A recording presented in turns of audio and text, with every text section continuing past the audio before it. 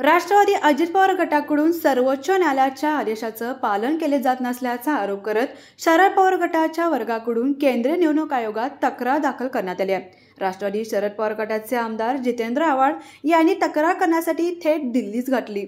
22 तासात आयोगाने कारवाई केली नाही तर सर्वोच्च न्यायालयात जाण्याचा इशारा आव्हाड यांनी यावेळी दिला।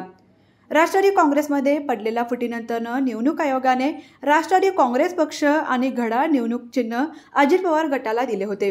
पुढे शरद पवार गटाला राष्ट्रवादी काँग्रेस पक्ष, शरदचंद्र पवार हे नाव आणि तुतारी वाजवणारा माणूस हे पक्ष चिन्ह दिले। मात्र दोन्ही गटांमध्ये वाद शमण्याचं काही नाव घेत नाही। 2 दिवसापूर्वी सर्वोच्च न्यायालयात राष्ट्रवादी काँग्रेसबाबत सुनावणी पार पडली। यावेळी अजित पवार गटाने शरद पवारांचे नाव किंवा फोटो वापरू नये असे आदेश दिले होते। मात्र अजित पवार गटाकडून सर्वोच्च न्यायालयाच्या या सूचनेचे पालन केले जात नसल्याचा आरोप जितेंद्र आव्हाड यांनी यावेळी केला। आता निवडणूक आयोग अजित पवार गटाला काय आदेश देतात याकडे सर्वांचं लक्ष लागून राहिलंय।